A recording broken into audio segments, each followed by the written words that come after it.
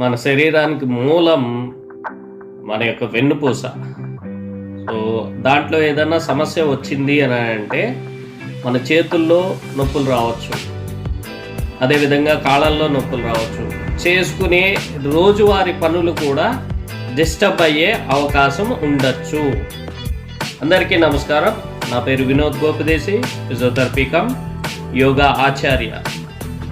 మన మూల yoga channel start చేయడానికి మెయిన్ రీజన్ ఏంటి అని అంటే మన శరీరంలో ఇప్పుడు చెప్పినట్టు మన శరీరంలో ఉండేటటువంటి మూల ఏదైతే ఉందో స్పైన్, వెన్నుపూస, దీంట్లో ఏదైనా సమస్యలు వచ్చినాయి అని అంటే రోజువారీ చేసుకునే పనులకి ఇబ్బంది కలిగే అవకాశం ఖచ్చితంగా ఉంది.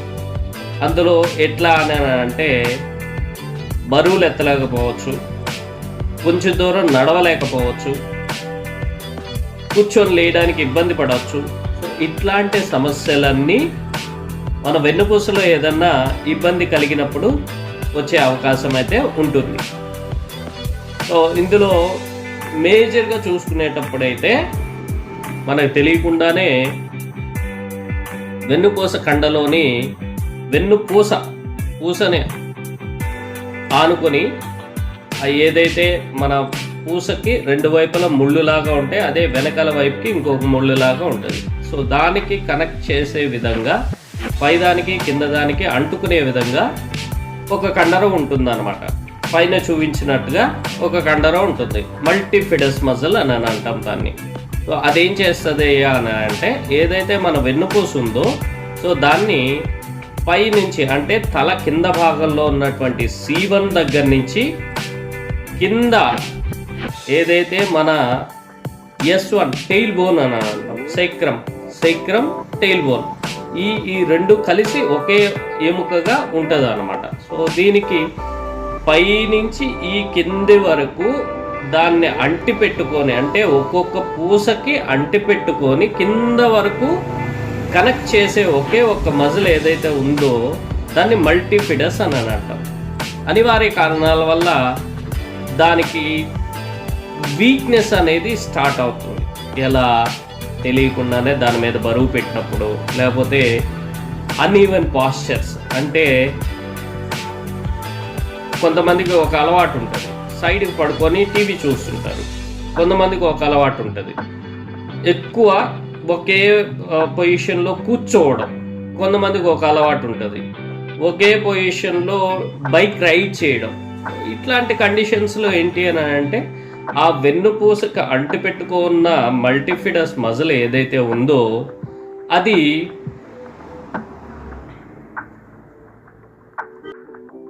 ఈ మల్టీఫిడస్ మజిల్ ఏదైతే ఉందో అది ఎక్కడ ఏ సెగ్మెంట్లో ప్రాబ్లం వచ్చిందో ఆ సెగ్మెంట్ వదిలేసి దాని కింద ప్రెషర్ అనేది ఎక్కువ అవుతుంది. సో ఫర్ ఎగ్జాంపుల్ చెప్పాలి అని అంటే సర్వికల్ రీజియన్లో మీకు C3 కానీ C4 కానీ ప్రాబ్లం వచ్చింది అంటే C2 C3 దగ్గర ఉన్నటువంటి మల్టీఫిడస్ మజిల్ ఏదైతే ఉందో అది పైన ఉన్నటువంటి హెడ్ యొక్క వెయిట్ తీసుకోలేక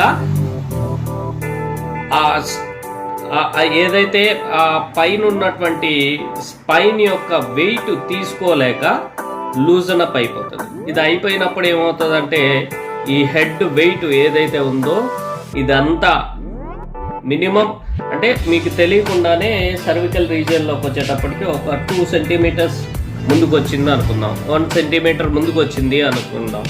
సో దీంట్లో ఏమవుతుంది అంటే ఆ మల్టీఫిడస్ మజిల్ వెయిట్ బేర్ చేయలేక ఏమైపోతుంది, కిందున్న దానికి ఆ వెయిట్ అనేది ట్రాన్స్ఫర్ చేస్తుంది. ట్రాన్స్ఫర్ చేసినప్పుడు మీకు తెలియకుండానే 10 kgs వెయిట్ ఆ పర్టికులర్ పాయింట్ సెగ్మెంట్ దగ్గర పడినట్టు. దానివల్ల ఏమైపోతుంది, అది ఆపుకోలేక దాని పక్కన ఉన్నటువంటి కార్టిలేజ్ కావచ్చు, లిగమెంట్ కావచ్చు, ఏదైతే ఫేసెట్ జాయింట్ అని అంటాం వీటి మీద లోడ్ పడిపోతుంది. సో లోడ్ పడిపోయినప్పుడు తెలియకుండానే ఆ సెగ్మెంట్ ఏదైతే ఉందో, ఆ వెర్టిబ్రల్ కాలం ఏదైతే ఉందో, C3 కావచ్చు, C4 కావచ్చు, C5 కావచ్చు, ఏ సెగ్మెంట్ అయినా సరే ఆ కాలం ఏదైతే ఉందో అది ఒకవైపు వంగిపోవడం, ముందుకు జరగడమో ఏదో ఒకటి జరుగుతుంది. జరిగినప్పుడు తెలియకుండానే ఆ బయటకు వచ్చే నరం ఏదైతే ఉందో, నర్వ్ రూట్ ఏదైతే ఉందో, దాని యొక్క ఫొరామెనా అంటాం. ఆ హోల్ నుంచి బయటకు వచ్చే నరం ఏదైతే ఉందో ఒత్తిడికి లోనవుతుంది.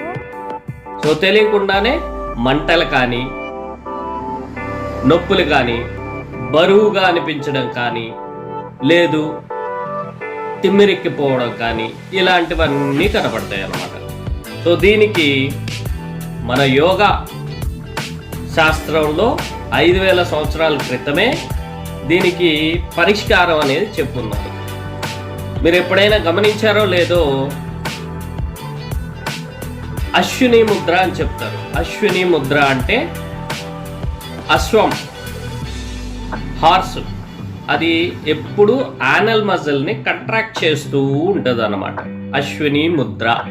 సో హార్స్ చేసేటటువంటి యాక్టివిటీని హ్యూమన్స్కి ఇంపోజ్ చేసి, అంటే 5000 సంవత్సరాల క్రితమే ఈ యొక్క ముద్రని హ్యూమన్స్కి అడాప్ట్ చేశారనమాట. సో దీనివల్ల ఏం జరుగుతుంది అని అంటే, హార్సు ఎంత స్పీడ్తో పరిగెడుతుందో మనకి తెలుసు. ఇప్పుడున్న పరిస్థితుల్లో బండ్లు కూడా, ఏదైతే కార్స్ కావచ్చు, లారీలు, హెవీ వెహికల్స్ ఏవైనా కావచ్చు, సో మనకి చెప్పడం ఎట్లా చెప్తారు, హార్స్ పవర్ మీద చెప్తారనమాట. సో ఈ హార్స్ పవర్ ఎలా హార్స్ ఆ పవర్ని ఎలా జనరేట్ చేసుకుంటుంది అని అంటే, యానల్ మజిల్ని కంట్రాక్ట్ చేసినప్పుడు మనమైనా చేసి చూడొచ్చు. సో యానల్ మజిల్ కంట్రాక్ట్ చేసినప్పుడు ఒక సార్ట్ ఆఫ్ ఎనర్జీ కంప్లీట్గా మన యానల్ పాయింట్ దగ్గర నుంచి, అంటే టెయిల్ బోన్కి ఒక 2 ఇంచెస్ కింద దగ్గర నుంచి నెక్ రీజియన్ ఏదైతే C1 అని అంటాం, మనకి కలెక్టివ్ లాంగ్వేజ్ అంటే లోకల్ లాంగ్వేజ్లో చెప్పాలంటే ఒక చిన్న సొట్టలాగా ఉంటుంది. తల వెనకాల ఒక చిన్న సొట్టలాగా ఉంటుంది, చిన్న మెదడు ఉంది అని జనరల్గా మాట్లాడుకుంటూ ఉంటారు. ఆ రీజియన్ వరకు మీకు తెలియకుండానే ఒక ఎనర్జీ అట్లా పుష్ చేసినట్టు కనబడుతుంది. ట్రై చేసి చూడండి. సో దాని పేరు వచ్చేటప్పటికి అశ్విని ముద్ర, ఇది ఒకటి. ఇంకొకటి వచ్చేటప్పటికి మూలబంధం. మూలబంధం అంటే అదే యానల్ మజిల్స్ని కంట్రాక్ట్ చేసి హోల్డ్ చేసి పట్టుకొని ఉన్నప్పుడు మీకు తెలియకుండానే ఆ పర్టికులర్ పాయింట్లో పర్టికులర్ మల్టీఫిడస్ మజిల్ ఎక్కడైతే ఇబ్బంది పడుతుందో దాన్ని రిలాక్స్ చేస్తుంది. 2. సో దీంట్లో మనం ఎక్కువ ఎంఫసైజ్ చేసుకోవాలి ఎట్లా అని అంటే,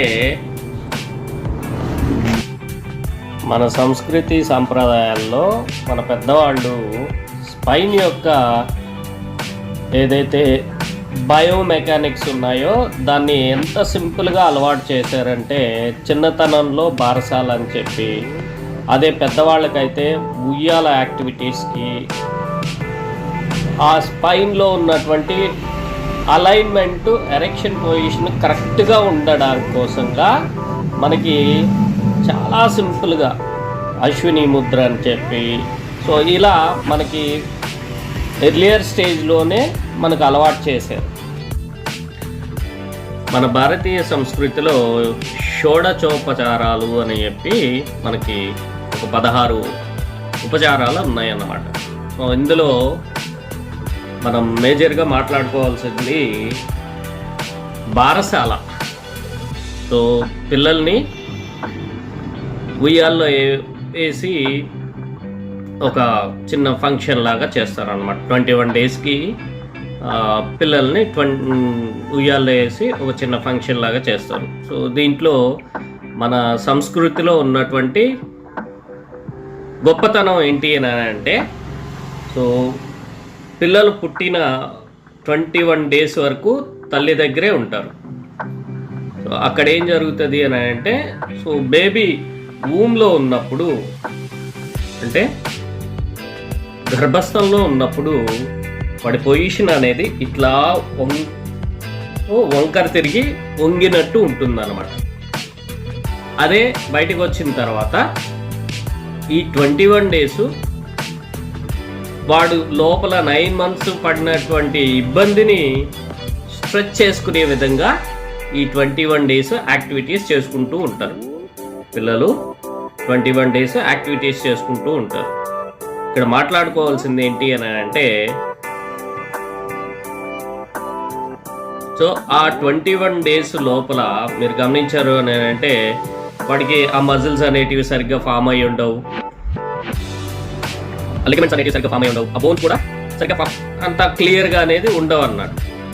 పైన ఇవన్నీ కనబడుతుంటాయి, బట్ ఆ అలైన్మెంట్ అనేది సరిగ్గా ఉండదు. అందుకే గమనించారో లేదో మెడ కింద చెయ్యి, నడుము దగ్గర చెయ్యి, సో జాగ్రత్తగా పట్టుకుంటాం అన్నమాట. ఈ 21 డేస్ తర్వాత ఉయ్యాల్లో ఎప్పుడైతే వేస్తారో ఇక్కడి నుంచి అసలు ప్రాసెస్ అనేది స్టార్ట్ అవుతుంది. సో జనరల్గా పెద్దవాళ్ళు కూడా గమనించారో లేదో, ఉయ్యాలు ఊగినప్పుడు తెలియకుండానే యానల్ మజిల్ అనేది కంట్రాక్ట్ చేస్తాం. కంట్రాక్ట్ చేసి ఆ ఊగుతున్నంతసేపు తెలియకుండానే మీరు అక్కడ ఉయ్యాల్లో కూర్చోన్నా కానీ తెలియకుండానే శరీరం అనేది గాల్లో లేచినట్టు అనుభవం కనబడుతుంది. ఎందుకయ్యా అని అంటే, ఏదైతే ఈ మల్టీఫిడస్ మజిల్ అని మాట్లాడుకున్నామో అవి పూర్తిగా యాక్టివేట్ అవుతాయి. యాక్టివేట్ అవ్వడం వల్ల వెన్నుపూస మొత్తం నిటారుగా లేచినట్టు, శరీరం మొత్తం గాల్లో తేలినట్టు కనబడుతుంది. ఒకటి. రెండోది, ఆ 21 డేస్కి ఆ పిల్లల్ని ఉయ్యాల్లో వేసినప్పుడు అప్పుడు స్టార్ట్ చేస్తాడనమాట. సో ఏదైతే మజిల్ అన్నీ కొంచెం సెటిల్ అయి ఉంటాయి, 21 డేస్ తర్వాత మజిల్స్ అన్నీ సెటిల్ అయి ఉంటాయి. అక్కడి నుంచి మనం ఉయ్యాలు స్టార్ట్ చేసినప్పుడు వాడి యొక్క యాక్టివిటీ కూడా అక్కడి నుంచి కనబడుతుంది.